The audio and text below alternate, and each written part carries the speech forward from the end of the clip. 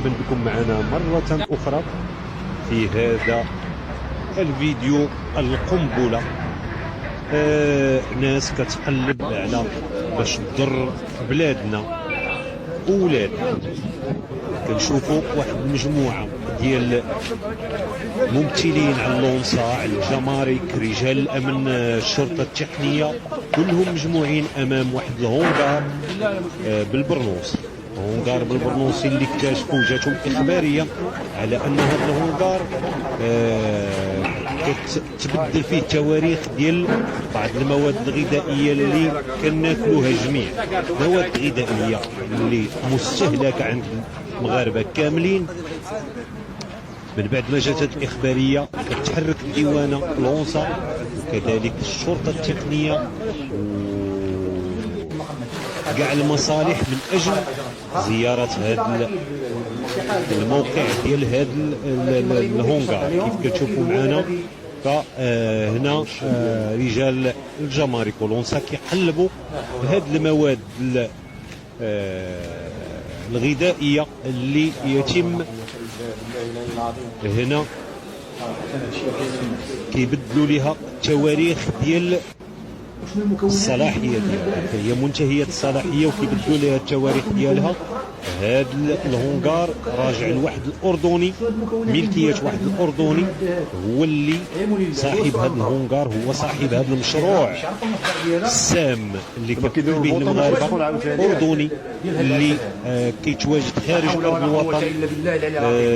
اليوم أثناء المداهمة كيلقاو زوجة الأردني اللي هي مغربية وكتحمل جنسية أمريكية، كتكلم معهم غير بالإنجليزية باش وكتكلم معهم على أنها مواطنة أمريكية.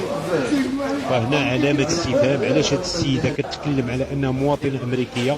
كيف كنشوفوا معنا على الصورة أعزائي المشاهدين مواد اللي كنستهلكوا كاملين، مالكة، اوريو، كنستهلكوهم وكنعطيوهم لوليداتنا. كنشوفوا تاريخ صلاحيه اللي كيتم المسح ديالو بالفيرني ديال الظفار ديال العيالات من اجل اعاده تاريخ جديد بماشين مخصصه لهاد العمليه.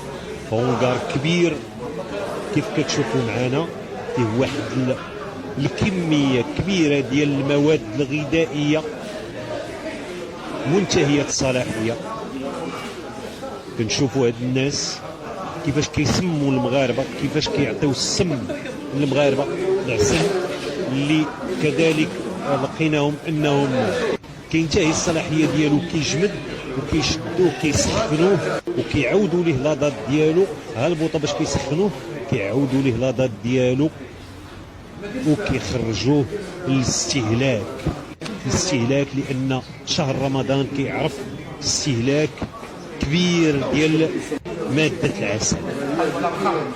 تشوفوا معنا هنا كميات كبيره ديال العسل، البوطات باش كيستعملوا اللي كيستعملوا من اجل تسخين هذا العسل.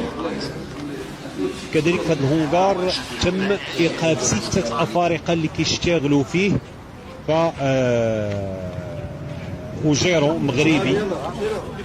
شكرا رجال السلطه، شكرا رجال الجمارك، شكرا اللونسا، شكرا الشرطه التقنيه اللي جاو داروا واحد العمل كبير اليوم. عتقوا المغاربه، عتقوا البيضاويين خاصه من هاد المواد الغذائيه والماركات العالميه المختلفه اللي كيتم